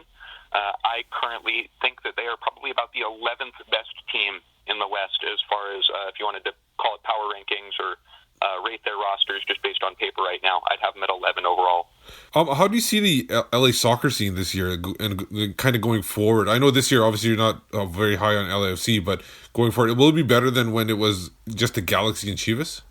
I think it has to be, When Chivas was at StubHub as well, they always felt like the secondary tenants there. It never really felt like a real rivalry. They were always half the club Galaxy were. And this feels like the first time there's a chance for somebody to actually mount a real challenge to Galaxy's supremacy within the city. I think Bank of California Stadium is going to be a wonderful place. I think that that's an icon for those folks who are looking for something away from the Galaxy in LA, and I think it'll be great. I think it'll breed a wonderful soccer rivalry, and regardless of where the teams finish in the standings this year, I think the games between them are going to be derbies that just have a level of enthusiasm and passion surrounding them, probably entirely unlike what we saw with Chivas. Yeah, and speaking of the Galaxy, do you see them rebounding this year? They have added quite a bit, or are there other teams that you could see that kind of missed the playoffs and are kind of on an ascension up towards making it this year? I think LA will get better. I can't see them making the playoffs, though. I think they have probably the 9th best squad in the West right now, even having added the pieces they have. I think Ola Kamara, obviously a very proven MLS forward, is going to help them, but I don't think he solves all the problems right away. A couple of Scandinavian defenders Iggy Schmidt has brought along as well, and I think they will be solid additions. Just not enough to keep up with the West that has really embraced this influx of targeted allocation money this offseason. As far as people who I think might be able to move up more significantly, I think Real Salt Lake is poised for a great season. After coming on strong towards the back end of 2017, I really like what they've added this offseason. They've brought in Sean Barry, an American 27-year-old versatile defender, 6 feet tall, from the Polish First Division, had time in the second Bundesliga as well. Adam Henley's a 23-year-old American from Blackburn who they've brought back. I think he can get time for them this year. And then additionally, the big shiny pieces for them this year, the shiny additions, Pablo Ruiz, the 19-year-old midfielder, and then Damir Kralak, the Croatian 28-year-old midfielder from Union Berlin. He's going to play a ton for them in the center with Beckerman this season. And Alfredo Ortuño looks like he's finally the forward that they need to partner with Jefferson Savarino, get the attack going. I think that Real Salt Lake not just makes it into the playoffs, I think they've probably got the 3rd best squad in the West right now. Wow. Well, if there are teams that, and like you said, RSL, that are going to go up, which teams do you think slide back down? I think it's the Texas teams in the West this year. Houston has had kind of an odd offseason where they haven't really added anybody. They've brought in one South American defender on loan, and beyond that, they've seen a number of attackers leave. Naturally, I think that they did have a little bit of excess, a little bit of fat to trim from the 2017 roster, but they have not added in any significant way. And I think that that's going to lead to a tough year for them after what was a really, really great 2017 campaign. FC Dallas as well has brought in Santiago Mosquera, the young designated player. They'll need to hit the ground running really fast, because if not, I think that Dallas's decline that we saw start last year will continue as well. Yeah, they seem to always start out strong and then fade in the fall. Do you see like Oscar Pereira do you think they'll be patient with him, or do you think it'll be like, if he doesn't do it this year, they might just cut ties with him? If he doesn't do it this year, you start to have to ask the questions, because it seems like everything's there. I again think that the signings outside of Mosquera this offseason were a little bit odd. Aging European defenders, I don't really know that that's the way that this league is going anymore. But Pareja is such a great coach. We know how great he is with young players, and Dallas all about the youth system. Can't imagine them letting him go just because of a bad 2018. But if the trend continues, the pressure's got to start to naturally increase, right? Yeah, for sure. And let's get to Cascadia. Obviously, you run the radio show Radio Cascadia. Second year in a row for Seattle to make the finals. They obviously didn't go this way as the year before. While they're not like the dominant team, they seem to be. Are they the class of the West? And do they have enough to make the finals 3 years in a row? On paper, I think the Portland Timbers have the strongest roster in the West right now. I think that was probably true before Jordan Morris went down with his ACL tear the other day in El Salvador, and I think it's certainly true now. That being said, with the new coach, with starting the season on the road, with the stadium expansion in Portland, I do think the Sounders will finish the season on top of the West, given that they will continue that consistency that we saw them provide 2017. Well, you brought up the Portland there and how they are on paper, but how much of an effect will Caleb Porter leaving have on them? Or will they miss Darlington Nagbe more? Is that kind of the guy that kind of was the glue to the team, and will they miss him quite a bit? I mean, it's going to be tough to see just what they lose without Nagbe until we see them play in a competitive match. That being said, I'm really, really excited by the folks that they've brought in to replace him, or at least to try and cope without him. I don't know if you can directly replace a guy like Darlington Nagbe, but Andy Polo in particular, the Monarcas Morelia and Peruvian international winger, is a really, really exciting player. I think that he'll do very, very well in his first season in Portland. The Timbers have brought in a targeted allocation money level player at every unit except for goalkeeper this offseason. And I think that's what the league envisioned people would do with this new discretionary TAM. I think the Timbers have probably made the best use of it of anybody in the league. That being said, I do think that with Giovanni Savarese needing some time to adapt to MLS, and with them having some new pieces, and with the stadium expansion putting them on the road for the first 6 weeks of the season, I do think that will cost them the top spot in the West this year. Obviously, but the playoffs are the most important thing. We'll talk about that when we get closer to that, because it's too hard to predict right now, because anything can happen there. Getting kind of local in Vancouver. Everybody seems to be on Carl Robinson and saying that, if he doesn't do well this year, he's basically gone. Do you see that as the case, and what other coaches are kind of like on the hot seat in the West? I thought 2017 was an improvement for the Whitecaps, and until we see something different in 2018, we have to assume that Carl Robinson has the ship going in the right direction. Guys in the West who I think might be in trouble. If Wilmer Cabrera does have as disastrous a campaign with Houston as I think they might, I wonder what will happen there. We talked about Pareja probably being safe despite Dallas's decline. I think that Ziggy Schmidt's a guy who, despite seemingly having turned the Galaxy around this year, he's a guy who will face a lot of pressure to outperform LAFC. And if they don't, I'm not sure that he will have his job at the end of the year. That being said, most people think that obviously Galaxy will outperform LAFC. As far as Robinson goes, I like what the Whitecaps have done this offseason. I think that they're going to keep getting better, and I don't see him. I don't personally see it. The panic about Robinson leaving. Where do you see the Whitecaps fitting in the West? Like in the playoffs, comfortably in a spot, kind of just missing it. Where do you see them this year? As far as rosters on paper, I think they probably have the fourth most talented roster. I see it Portland, Seattle, Salt Lake, then Vancouver. I think they'll finish third in the West, most likely. I think that they will finish higher. I think they'll benefit from what the Timbers do. I think they'll benefit from what happens with Portland, who I think will slide probably all the way down to 4.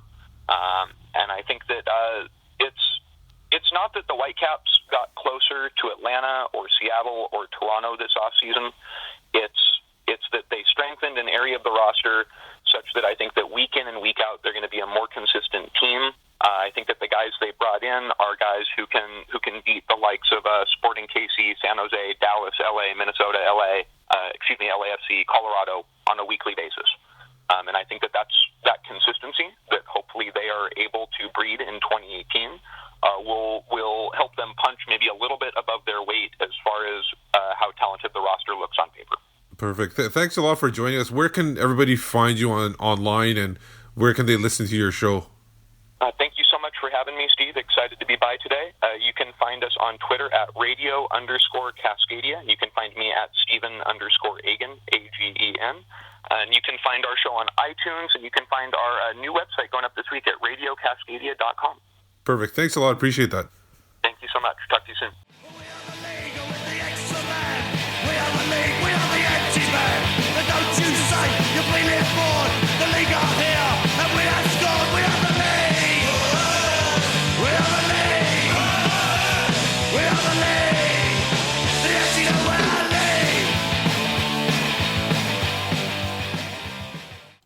Steven Agen there, talking about his thoughts on what might happen in the Western Conference, and a couple of surprising things I found from Steven there. But again, tying in with what I said earlier, as somebody from out with Vancouver that thinks the Whitecaps are a lot better than people here maybe give them credit for. But let's have a little look at our thoughts on the West.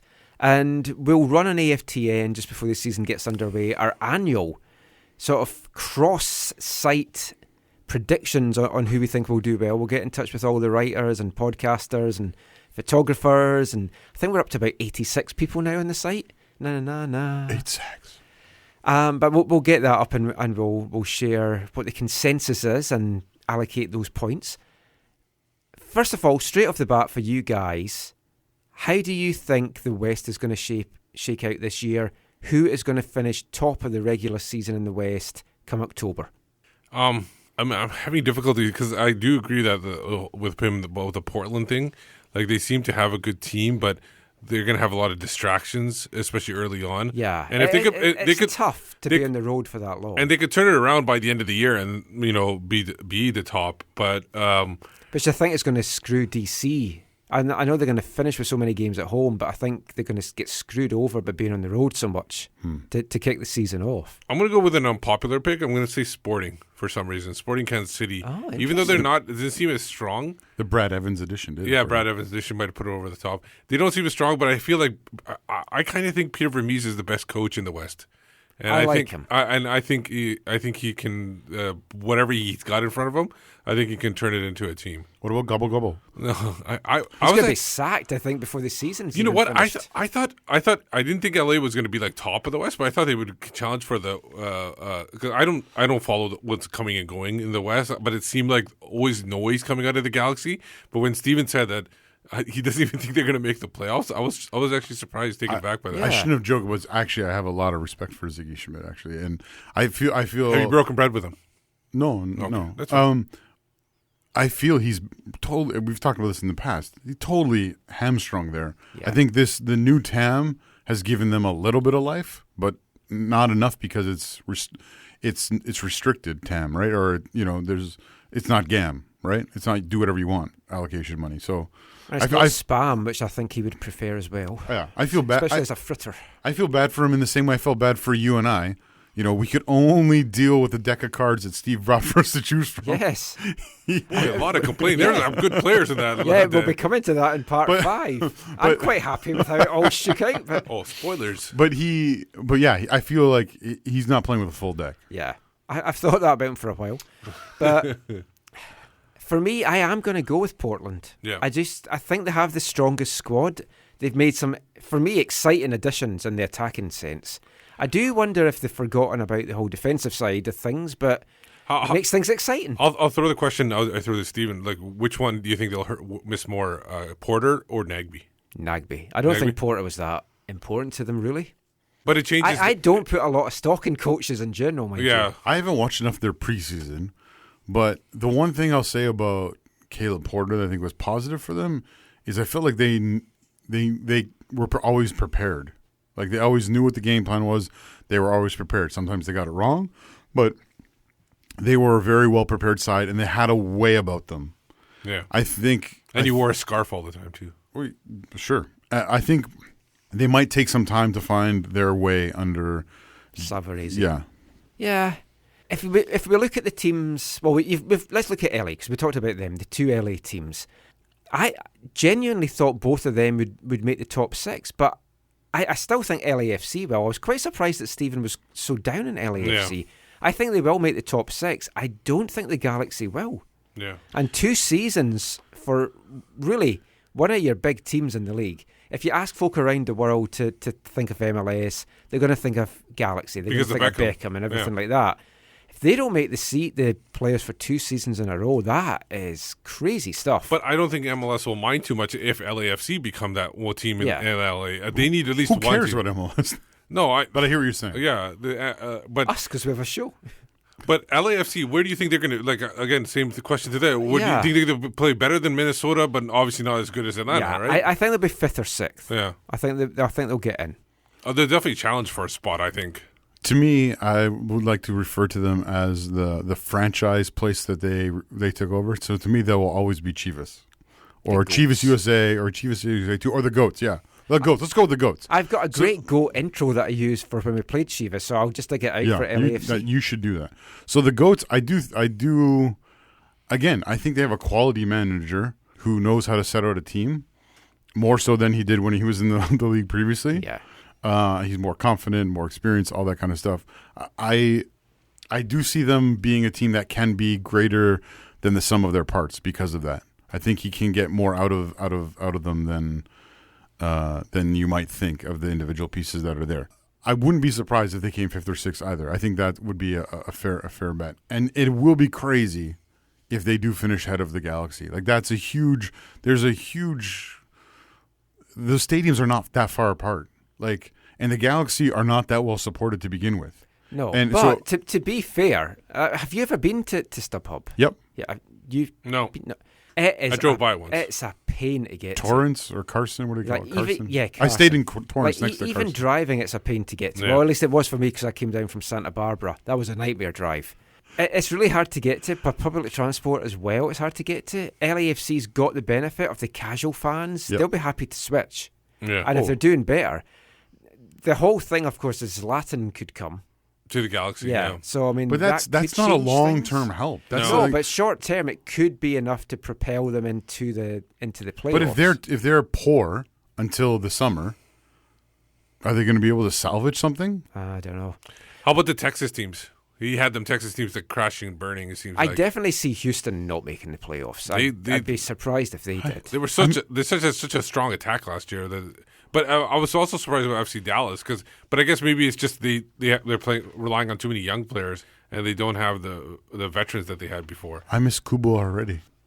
I mean, they've not added many players at all, and Chris Seitz as a goalkeeper is one of the 5 that's shown on MLS as the guys that they've added. And so, they don't do much of homegrown products either, I just which don't is think they've surprising for strengthened. Houston. Dallas, who knows? They're an up and down team. They got the Bayern bump. Yeah, the Bayern bump. Yeah.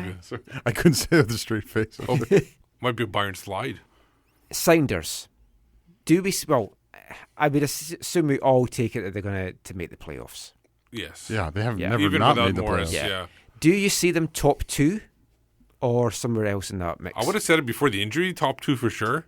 But I'm like, if something happens, like say if the thing is, the benefit for them is the USA doesn't have to go to the World Cup, so the Dempsey doesn't have to travel halfway across. Well, he's still got his mass suspension that he gets every season. They will lose Roman Torres, obviously too. I like how Steve you say it like it's a burden to go to the World Cup. Oh, it's a terrible burden. That's No, why it's- Scotland decided. Thank goodness they don't have to go to the World burdens. Cup. For the club, it is. No, I know you're right. But I think because of that they could. But if there's another injury, if they have another massive injury, especially to like Dempsey or another attacking player, that could hurt them big time. They have added Keehee as their new centre back. I thought he was going to possibly come to Vancouver. Yeah, you Just thought it was a YP Lee YP connection. Lee connection, Korean centre back, Tim Parker moving. Kind of looked like all the pieces might fall into that. Yeah, but who cares Kihi? We got Aja. Yeah. Who needs Keehee? Aha. We've got yeah. Aha.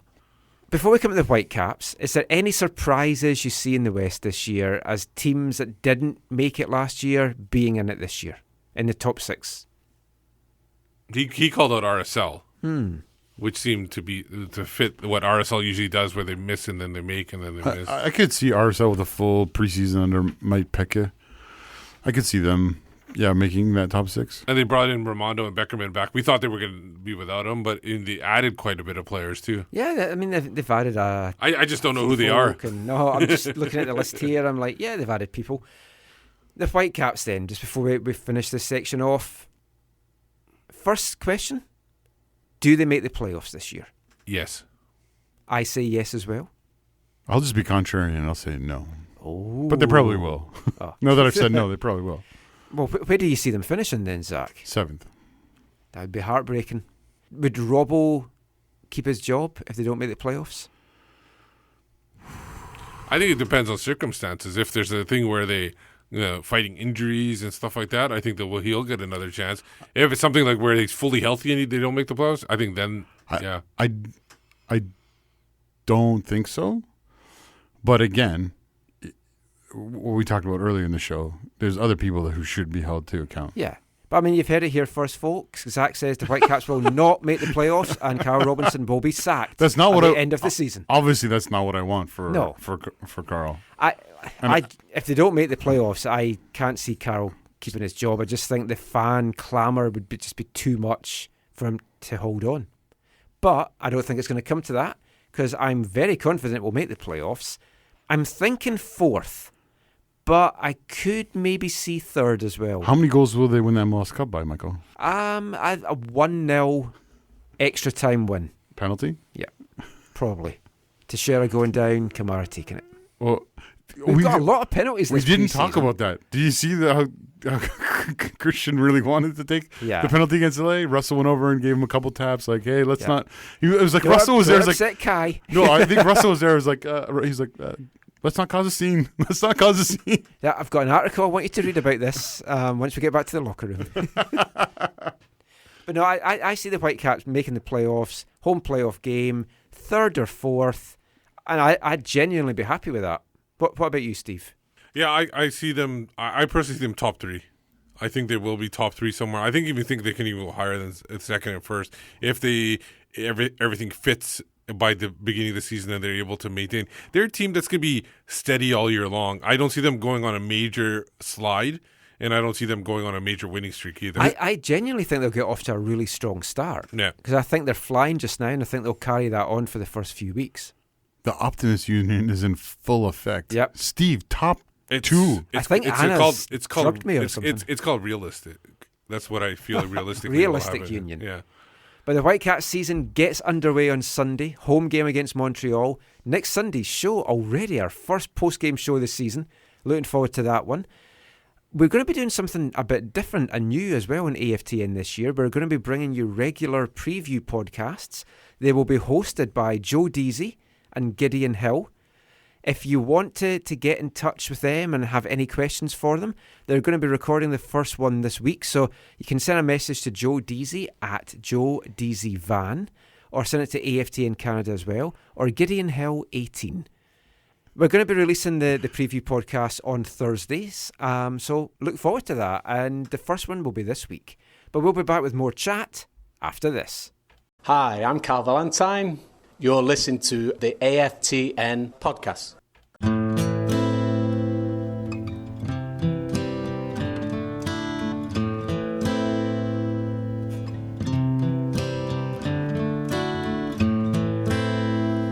I hurt myself today to see if I still feel. I focus on the pain, the only thing that's real. The needle tears. Johnny Cash. Oh, yeah. It's his birthday today, after midnight, so actually Monday. Oh, excellent. Yeah. It would have been 86. Fantastic song that. It's. I think it was who Nine Inch Nails. 9 Inch Nails, yeah. And then because he was so in love with Johnny Cash's version, he actually kind of signed over the rights. That's what I read online. I'm not sure how true that is because it is internet. Anyway, you are listening to the AFTN Soccer Show on CITR Radio, broadcasting from the unceded Musqueam Territory at the University of British Columbia. Is it your favorite time of the night, Michael? It's my favourite time of the night. It's wavelength time. Time for me to take off my earphones. Time for everyone to switch off and get to bed. But the last 2 weeks... It's German themed, though. Yeah, it's German themed. I decided to do something special for you, Zach, but you've just slagged this section off. So instead of that, let's have a song about football violence. No. We've played a couple of songs for Joe to make him feel at home in the last 2 weeks. So I thought we'd go to your motherland, get back to Germany with a song about St. Pauli. Oh, okay. kind of about St. Pauli anyway, by one of my favourite bands. Headphones are back on, by the way, everybody. It's by Art Brut, and this is just a song talking about something which I think you'll kind of relate to. Like, he went to some St. Pauli games. Like, the lead singer of the band, Eddie Argos, moved to Berlin, and he felt like being part of St. Pauli, it made him feel part of the country and part of a community. Oh, yeah. And he just found the whole experience really special. And he's not a huge football fan, but he felt like writing this song about it. So this is Art Brut, St. Pauli.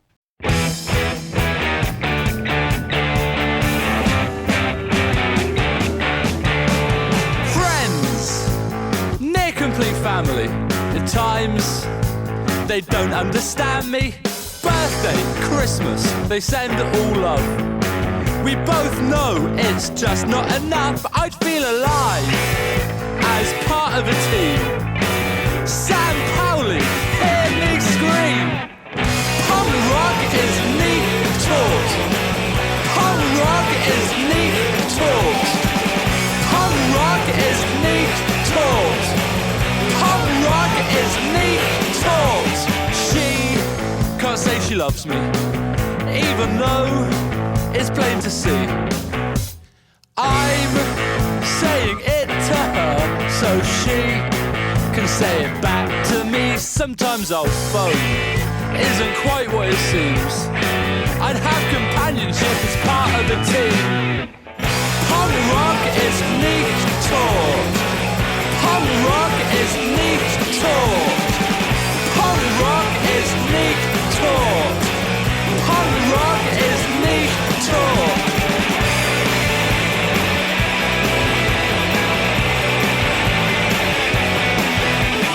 We are Hamburg School.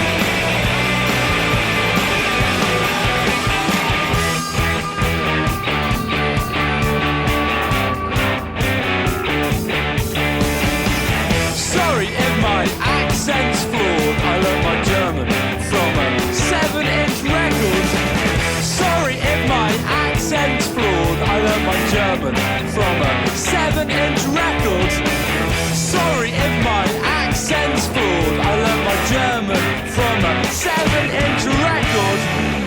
Punk rock is neat taught. Punk rock is neat taught. Punk rock is neat taught. Punk rock is neat taught. The kids don't like it. The kids don't like it. What else can we do when the kids don't like it? The kids don't like it. The kids don't like it. What else can we do when the kids don't like it?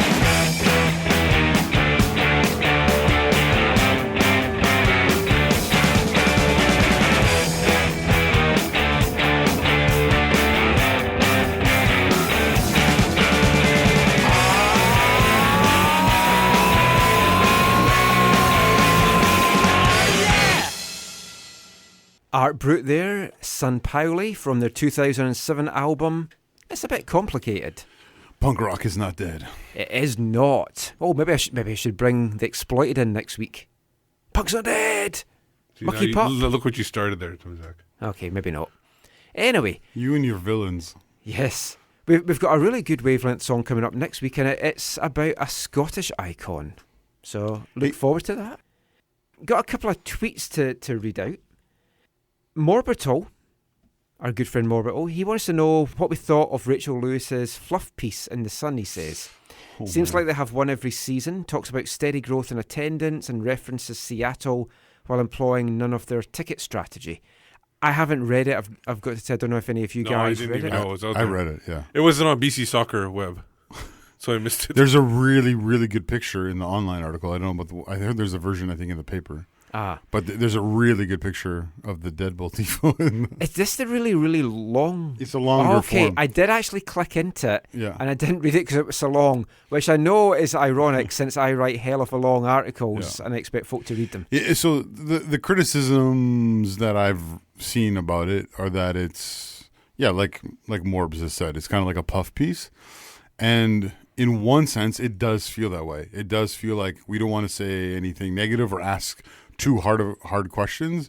It's kind of like attendance is on the decline, but hey, like a World Cup is coming and that'll get people excited. And It is disappointing from that respect, and it does feel like it just let's pump the tires of Rachel and Bobo and Well, Joel Knutson replied to that comment and said, "BS, who is this puppet JJ Adams?"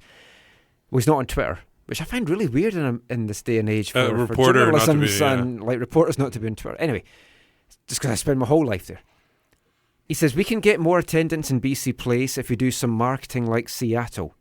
I've only seen one marketing piece in 7 years for tickets. We do have one now, but only for the home opener. Seriously, we've had tarps on level 1 forever. But when we do not reach out and get the impact players to make this team contend for an MLS Cup and make little effort to do any marketing plan, you get what you put into it. And in the Whitecaps case, that has not been much. It's pretty easy to see how I think he's written a long-form reply. It's pretty easy to see how our Cascadian rivals are getting it done on the field and in the stands. We never had problems like this in the 70s and 80s because we did everything right and we did it well. I hope we have a good year, but with constant change and no desire to reach out for players to help us put us in an MLS Cup discussion, what can we do? Title the 2018 season, he says, A New Hope, with some question marks." It does, regardless of the spending on more spending on quality players, which cost dollars, significant dollars. Aside from that, there is a fair question that could be asked: is what is the marketing budget? Because if you know some of the marketing people who no longer work there, and you sit down and talk to them, they'll tell you they didn't have a lot to work with, so they had to choose how to use the budget they were entrusted with. And they were only able to do that in limited ways. Personally, I'm all for painting more naked women. I was going to say that. I think the first year they blew the budget on that. One of the people involved with that is one of the people. One of the people I've talked to about the marketing or whatever. But yeah, no, it would be interesting to, if you're a reporter and you want to ask a question about why aren't there more people there, maybe you should ask, what is the marketing budget, or how much has it increased from last year, or how much has it increased since 2011? What I will say, playing devil's advocate, is they have sold out the whole lower bowl for the home opener, so it's the first time they've done that, and if that is with limited marketing, but also the Caps can't win in some cases because they offer ticket deals like BCAA or Groupon. Well, BCAA, and I'm one of the first to I don't think they did Groupon this year. Not this year, but they've done it. BCAA, they've sold those tickets. They obviously gave a discount because it was a bulk sale. Yeah. But it's BCAA's choice to sell it at half price because they're making money. Oh, probably. It's kind of like an incentive for people to sign up for BCAA. But I'm one of the first to criticise them when they do this. Do you guys remember the price from the BCAA one? It was 50% off. And then 30% for every game after the home opener. So do you know the actual price? So, no. But technically, someone worked it out that it was going to be cheaper than their season ticket. In the supporters' ends, it's not, because it's a higher price ticket. Yeah. But for someone that has a season ticket in that section and was a BCAA member, if they bought individual tickets, yes, they wouldn't have the same seat every game, but you could probably get it cheaper. Which, if what your guys are saying is true, and I haven't looked at it myself, but if what you're saying is true, I've seen not the numbers, I've seen the percentages, but that goes against what the Whitecaps say in terms of in essence, in that they will never sell tickets below season ticket prices. Right, but they're not selling it. I know, BCAA selling but the guy may also have worked it out wrong, and it might just have been he was just saying that because it felt it was going to be. No, but it's BCAA selling it because I guarantee you they're not giving these tickets away to BCAA. I wouldn't be surprised if 30% below the face value is pretty much how the season tickets work out. But the danger as well of doing that is people will then just buy these single tickets. They won't care if they have the same seat. It's roughly the same view, and they'll just pick the games they want to go to. It's like, DC, Philly, Columbus, the less exciting teams, Vancouver Whitecaps, they'll decide not to watch them. It's a limited, but it is a limited amount too. So not everybody's going to get those tickets. Yeah. It's only, like I said, it's only for members. You become a member, buy tickets. When it comes to tickets, single match ticketing, if you want to be with supporters, you want to support supporters, you want to be in general admission sections, talk to Peter Zimmerman from the South Side. Talk to myself or people from Curva Collective. We can help make that happen. I think he's delaying what we're coming up to next. Well, We talked about not exciting teams. Let's talk about some exciting teams, Steve. Yeah. Oh well, we had one exciting. Well, team. we had the draft and we did the formation last week and everything like that, and we put it out to a vote. Thousands have voted, and well, maybe not. And the final came to Michael. I only voted for my one account, I think. Oh, I just voted twice. Massive mistake. Michael won with 64% support to Zach's 36. That's where we had the 11 versus 11.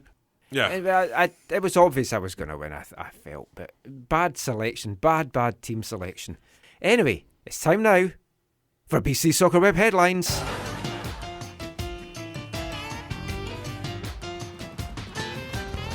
BC Soccer Web headlines is brought to you in partnership with Fisherman's Friend Cough Sweets, apparently, because it's actually choking in the background here.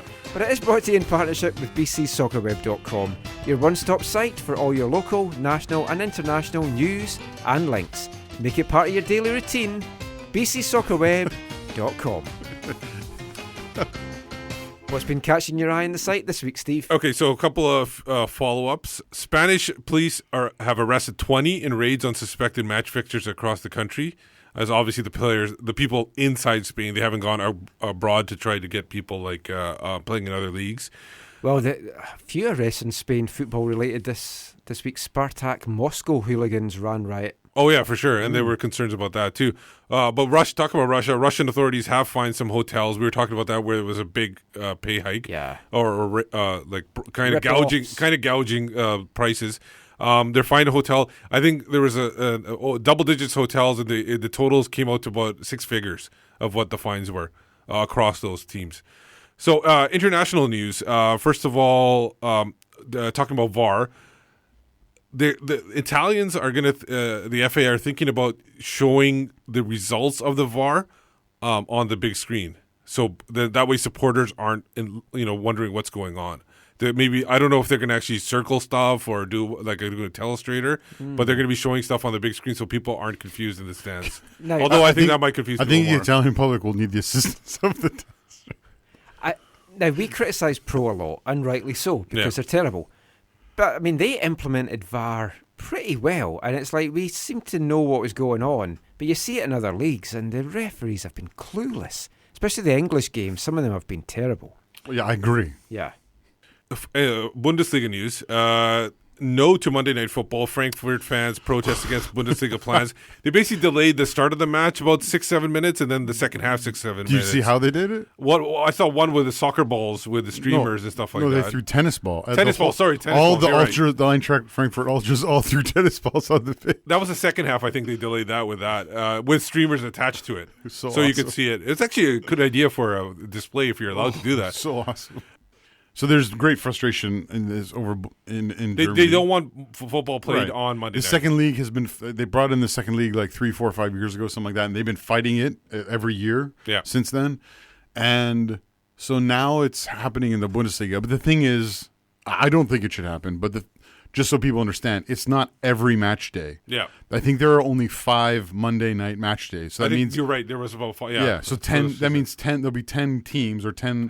5 games with 10 teams. But the problem is, if it turns to be successful, they will increase that from 5 to more, and they'll keep inching forward. Where then eventually it'll be once a week. Yeah. Just for the record, I think it's wrong. I don't think it should happen. Jack Warner has been able to delay his extradition. His judge. I was about to say his lawyers have convinced the judge to wait till November. There's more hearings, and then because the U.S. really want to get their hands on Jack Warner for all that stuff, because he was supposed to be part of that FIFA Gate trial. All handsy there. Yeah, he hasn't left the country in a while. I like Jack. Wait, what? I explained this before. He helped his wife get 3 Trinidad players. Right. Villarreal defender. This guy seems to be quite a guy. Ruben Semedo, arrested for the 3rd time in 4 months. The most recent one, he beat, kidnapped, and raided some man's house. He hit a guy with a bottle in November. That was the first one, and he's done a couple things. Another thing between that, he just moved to Villarreal for 14 million euro. Wow. Well, he was linked to England too, so at that time. Is there a football violence song you like to play right now, Michael?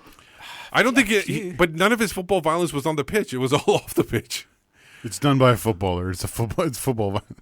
A really good read. Talking about Splice one in. Bell's Let's Talk. The dressing room is a tough place to be in if you have anxiety, depression. Yeah, it was I from read David this. Weatherston, who used to play with St. John and Falkirk.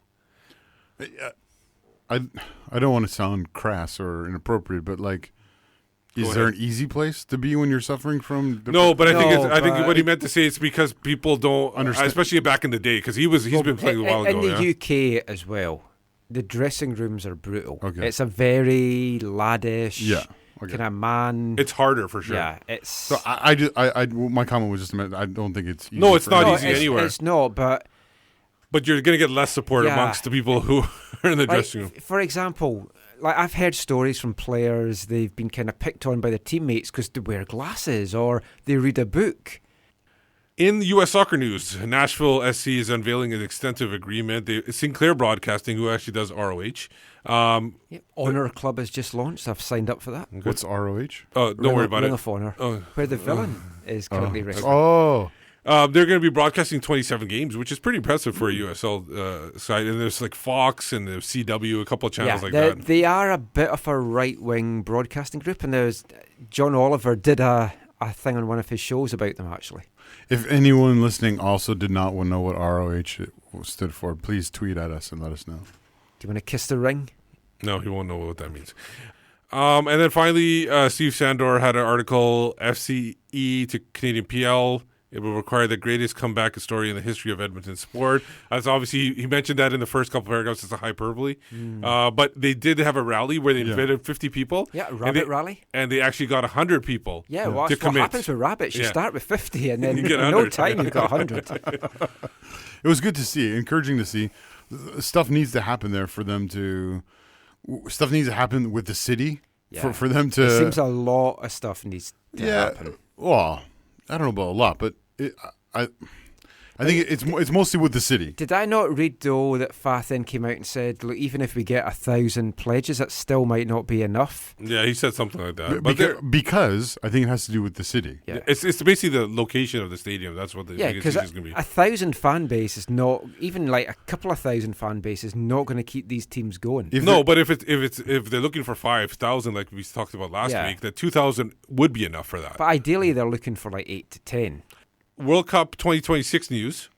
One problem facing North America 2026 World Cup bid, and basically it was all about Trump. Yes. But also, something else which came out this week was Sepp Blatter.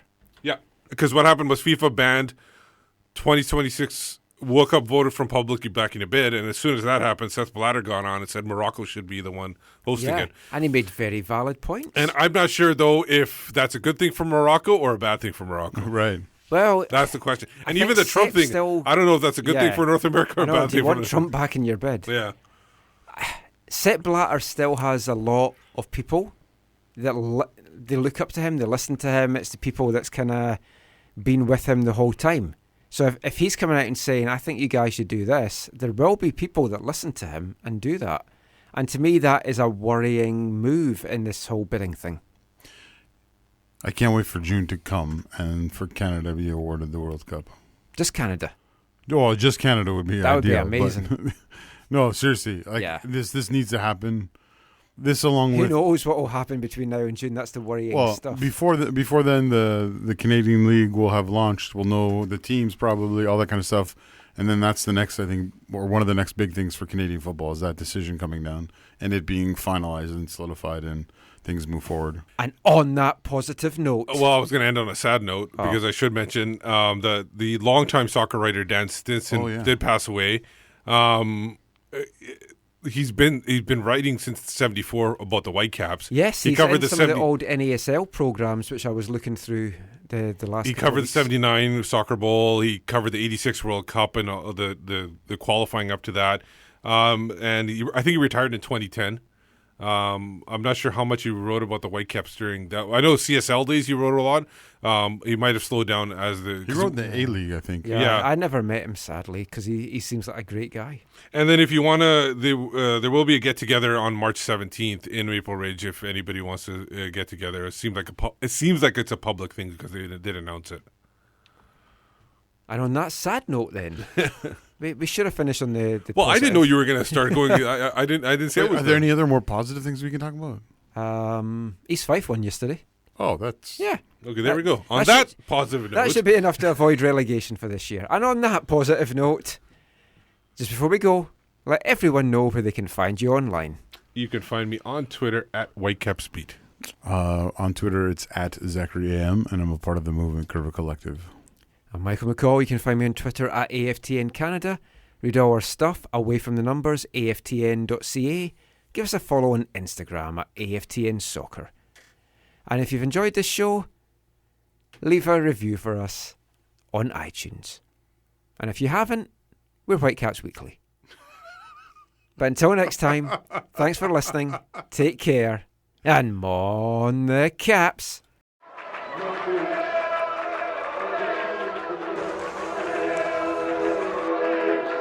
Going to your first match is an experience you never forget. The atmosphere of what's going on around the pitch looks beautiful, and you always look and go, wow, I'd love to play here one day. If you get the bug, it's going to stay with you for life.